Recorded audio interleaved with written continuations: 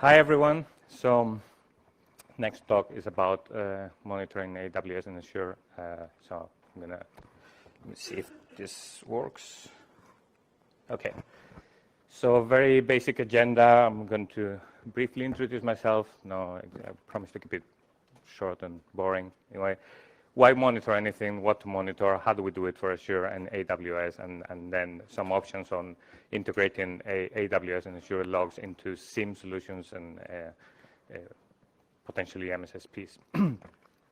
So my name is Alfredo Reino. As you can tell from my accent, I'm Spanish, although I live here in the UK. And been working in information security and IT security for a few years now. That's my Twitter name and email address in case you have anything to say to me. I work as a security architect, although in the past I've done many different things. I've been an incident responder, I've done forensics. I was briefly a pen tester for a few months, but I didn't really like it. I was too slow at it. So I thought it would be better if the really intelligent people did it instead. So, but these days I'm doing mostly security architecture and advisory. So why monitor anything? I mean, if you have a security background, it's probably a stupid question to ask. I mean, why monitor anything? Of course, you need to monitor everything. You need to be able to detect attacks or incidents or threats in a reactive way, potentially even in a proactive way if you have the free time to do it, and you have the skill set and the tool set to do proactive threat hunting. If you want to do any kind of incident response or forensics, obviously you need to have some proper monitoring, ideally some logs and plus other information. Related to the proactive threat hunting, anything related to data mining, anomaly detection, building baselines, and detecting deviations from it, you need historical data, and I mean it can come in different forms, but logs are usually a part of it, especially when we're talking about performance metrics like throughputs or CPU usage and things like that. Everyone at some point in their professional lives needs to do reporting and contribute to dashboards. If you don't, you're in a good place. Don't change your job. Reporting to management, for example, on I don't know, activity, incidents, performance, etc. It usually requires having some kind of log monitoring. Of course, there is policy and regulatory requirements. For example, if you're subject to PCI, then obviously you need to not only to monitor things, but you also have to look at the things you're monitoring, which is it's one of the requirements.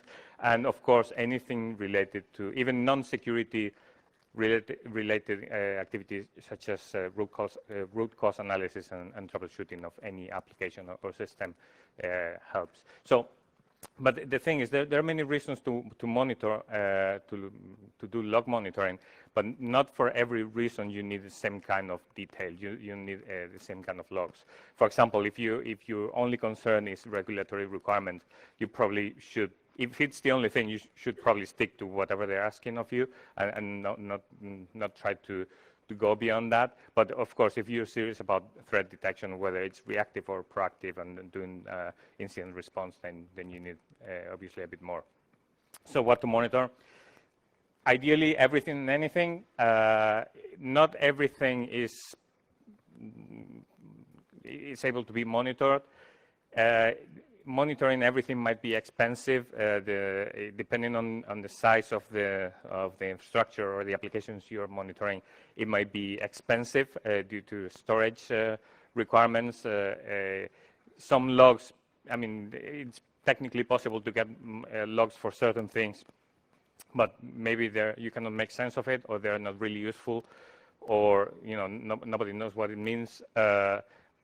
And of course, you need to have the ability to use them. You need to have the tools or the skills or the time and the motivation to use those logs for whatever reason. So the idea is to come up with a list of priorities and say, okay, if we want to have threat detection, what's the minimum log set we need, and go for it, and then maybe do it in stages, and eventually get to the point where you are monitoring everything you need.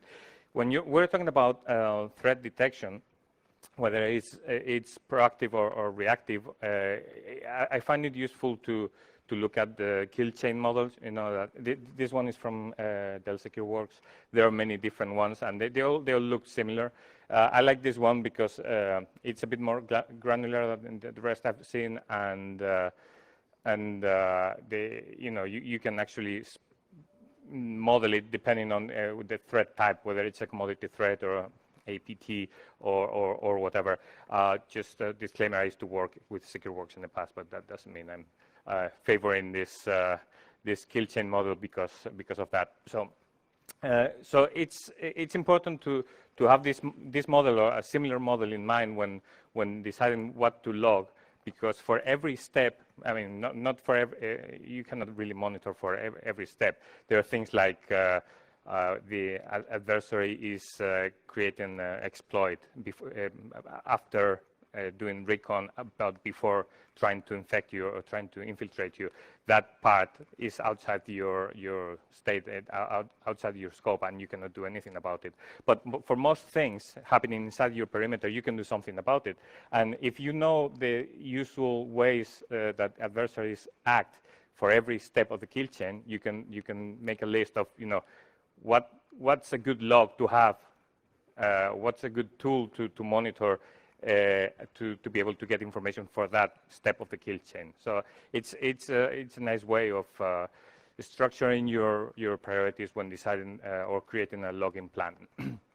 So simplifying the kill chain, we have recon, delivery, exploitation, installation, actions on target. This is just a collapsed version of the one in the previous slide. And then this is the generic one. This is not specific to cloud services or PaaS or ES or Azure or AWS or whatever. This is just a generic one. And these are the typical things you look at. I mean, for example, for delivery, useful vectors are inbound email, web browsing, removable media, and people with credentials, or people exploiting a vulnerability in internet-facing service. However, when we're talking about AWS or Azure or any other cloud infrastructure provider, not everything is relevant. For example, everything to do with user interaction, end user interaction, such as inbound email, web browsing, removable media, doesn't really apply, or doesn't typically apply. So there's a number of things you can monitor, but not everything. So it actually simplifies, in a way, it simplifies the kind of information you need, but you will find that most cloud providers, they don't give you everything else. So there's really a gap on what you can do with it. So also there's the issue of the shared responsibility model for IaaS and PaaS. This is the one on the left is the one from Microsoft. The one on the right is from Amazon. Basically, they take care of part of all the activities or all the aspects of the infrastructure, and you need to take care of everything else. So depending on, if you look at the model on the left, if you look at PaaS or SaaS or IaaS, the level of, the threshold between what you have to take care of and what the provider takes care of, it changes. So typically in IaaS, you need to do more things. You're responsible for more things. In the case of pure SaaS, it's really about user access and identity management and little else you can do. I mean, you cannot do patching, you cannot do monitoring of infrastructure. It's possibly multi-tenant, and there's nothing you can do. And then you need to trust the provider that they're doing the things they say they do. So the amount of things you can log and monitor will depend whether we're talking about IaaS or PaaS, of course. What's good to monitor in cloud environments? Of course, if you have any virtual machines, any IaaS instances or worker roles, you can you should monitor operating system logs, and I mean that's like traditional monitoring. You get the logs from Windows, Linux, or whatever. Anything also coming from web servers, databases, and other application layer software, then you should monitor it too if you can. Performance metrics are maybe not so relevant from a point of view of security, such as things like CPU, memory, throughputs, etc. But if you have it and you have storage for it, you might be able to baseline the activity of your systems, and you can detect deviations that could correspond to denial of service attacks, or someone exfiltrating information from your database, and then suddenly the outgoing network throughput is too high or peaking, and then you need to do something about it. Network traffic, if you can, not always possible. Sometimes you can do it at the interface level or across boundaries, such as a network security group between subnets and things like that. If you can monitor it, then it's really a good source of information. Any other solutions you deploy on Azure or AWS, such as WAF or AV or file integrity monitoring or IDSs, if you're deploying that. I mean, it's tricky to deploy IDSs or IPSs in cloud. But if any security solution you're deploying, of course, you need to get the logs. Anything generated by the vendor or the provider itself, audit management logs, service fabric logs, user access to the management portal, or usage of the APIs or the command line tools or whatever, anything you can get, especially related to authentication, that's usually interesting. And then blob storage or S3 in the case of AWS, access to critical storage packets is usually very, very useful. Also, the fact that many of the providers seem to log things to blob storage or S3, so you need to be able to get information from there too. So for AWS, there's a number of options we can monitor. There's CloudTrail, there's CloudWatch, there's VPC flow logs, and so on. I'm not going to read the whole thing, but basically, it's the different mechanisms that AWS uses to provide you with activity monitoring. There's not. I mean, if you're familiar with AWS, it's not. They don't have really a unified system of pulling everything into one place. Well, it's a similar thing with other providers. But if you can get CloudTrail and CloudWatch and VPC flow logs, and VPC will flow to CloudWatch, and then possibly you can forward that to S3 storage blob, then that's a good thing. I mean, the idea is, ideally, you want everything in one place, so you can pull it from a third-party tool.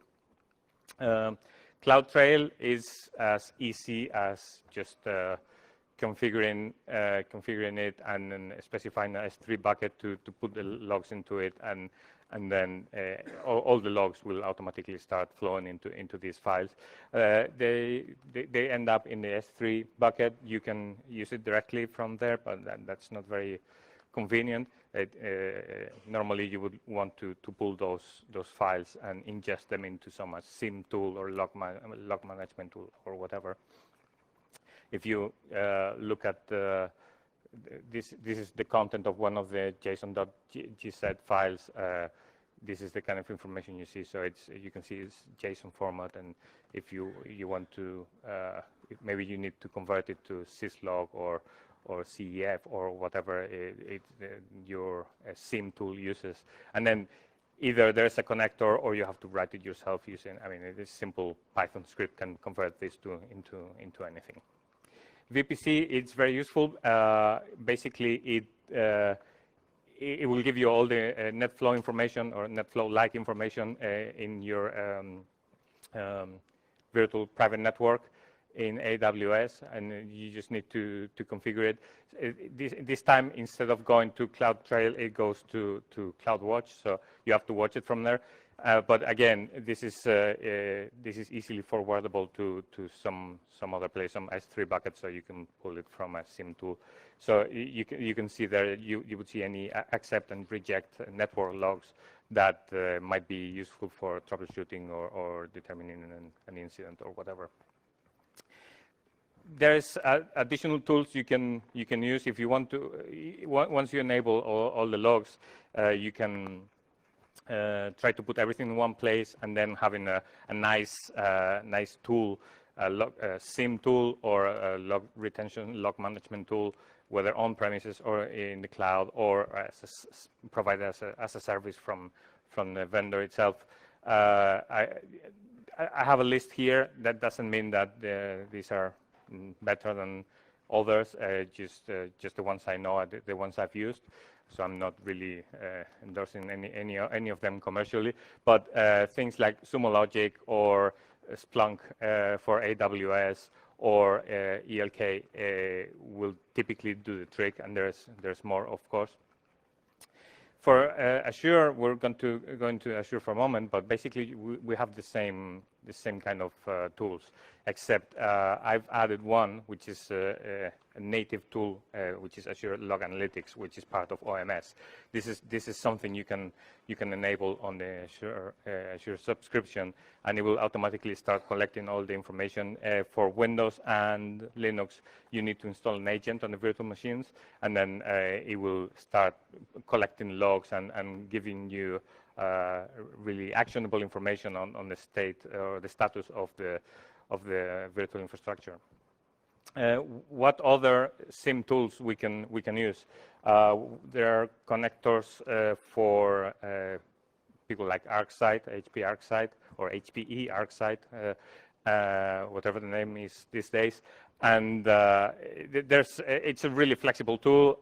You can deploy it in many different ways. This is just one option where you can deploy the connector to the cloud instances or cloud subnets, and then pull all the logs together and send it to the ArcSight ESM on premises.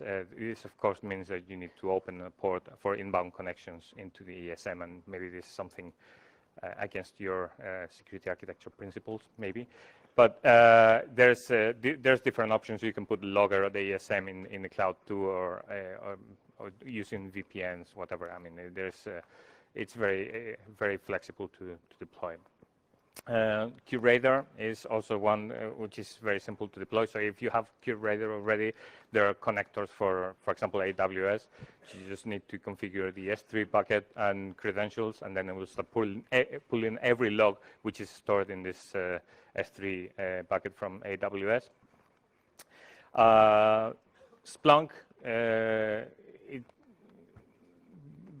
it's basically the same thing. So if you have Splunk, either Splunk Lite or Splunk Enterprise, you can deploy the Splunk for AWS app and the Splunk add-on for Amazon Web Services. That you would think it's the same thing, but actually you need both. For one of them provides the dashboard and reports and queries and so on, and the other one provides the communication for understanding and collecting and understanding the logs coming from AWS.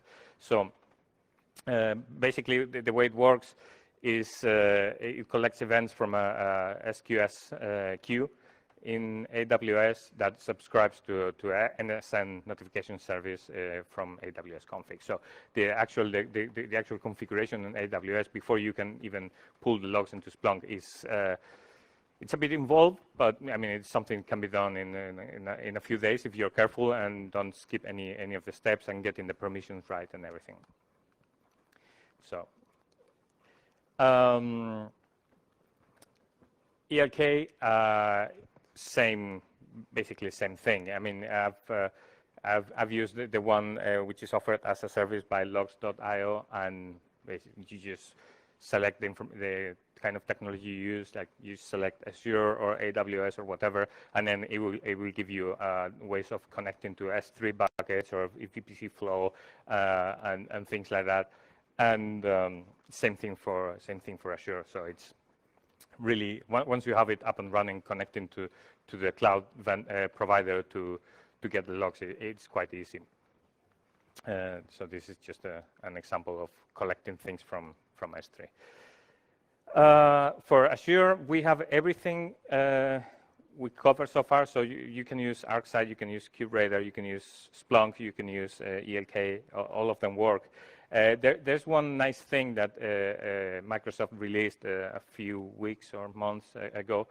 I think it's still in public preview, which is the SIEM integrator. So it's really a piece of software. You can download it, install it on a Windows machine, and if you give it credentials, it will connect to the cloud and pull the logs into a folder in JSON format. And then if in the same server or same machine or whatever, you install your SIEM Windows collector agent, then it will pull logs. So basically you deploy, it's called ASLog integrator on a Windows server.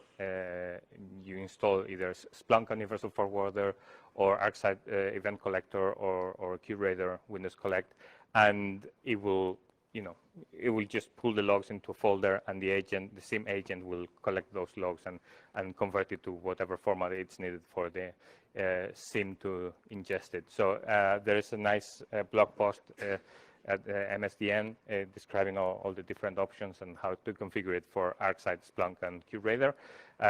I'm sure you can do the same for, once you have the logs in the folder in JSON format, if your SIEM of choice is not supported, it's very easy to create an agent or to create a parser to convert it to whatever you need. It doesn't seem to be very efficient in terms of performance.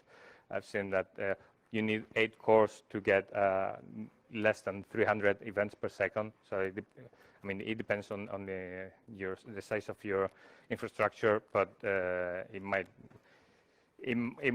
need more than one agent if you're generating lots of logs. So this is basically how it's done. You configure in Azure. You go to the virtual machines, select the diagnostic settings, select the logs you want to export, and the storage account where they go. Then on the server where you install the ASLog integrator and the SIEM agent, then you just provided the credentials. Don't worry about the credentials. That's a cropped image, so that's not the full string. So don't bother taking pictures of it. And then you just tell, in this example, this is a Splunk agent. Just tell him where the folder is with the logs and restart Splunk, and then you start seeing the logs in Splunk. So it takes literally 10 minutes to pull the logs into Splunk once you use the agent. Interesting things to have when you're doing monitoring. Having good IOC threat intel feeds can be very, very, very useful if you're doing incident response and reactive or proactive threat detection, because you can pull the threat intel feed into your SIEM tool, and it will start tagging IPs or host names or hashes or file names or whatever it's there that matches one of the indicators of compromise, and then you can quickly run queries or reports to look for suspicious activity. So if you have one or more intel feeds, then that's a really good thing to have. For increased value, if you're willing to go that extra maturity step, if you maintain your own threat or IOC repository and intel feed, then that's very good, because you can pull different feeds from different sources and add your own, and then share maybe with your peers or other companies or whatever. Sharing threat intelligence is always good. And then lastly, one nice addition to monitoring things in the cloud, especially for virtual machines, obviously not PaaS resources, is having some kind of endpoint activity monitoring. I'm thinking things like Carbon Black, because it's the one I know, but there's different solutions out there which do similar things. Basically, it monitors the operating system for process activities or any process being created, terminated, or spawning child processes, and so on. And for every process, what are they doing? Are they writing to the file system? Are they changing system configuration or registry? Or are they accepting or making network connections? And it will keep the relationship between everything. And then, for example, Carbon Black can do threat intel feed integration, so it will tag anything which matches indicator of compromise. So you can really build, you can go back in time. It's like a flight recorder, a black box from a plane, except everything is in a central place. You don't have to go look for it in the mountains when it crashes. And then you can see the whole process tree at any point in the past, typically for 60 or 90 days or whatever it is. And the nice thing is, I mean, this is a great forensic readiness tool for incident response. It's a must-have, this one or something similar. And then you can use the Carbon Black API or whatever tool API to integrate or do some kind of manual integration. So you can integrate your log solution with the endpoint activity monitoring solution, so that if you detect something, you have a rule watching for specific logs or events, you can query this tool and say, okay, give me the process tree at that point 2 weeks ago for that endpoint, and flag me any connections to this IP or whatever. So it's great for incident response and threat hunting. And that's all I wanted to say. I think just in time. So hope you liked it.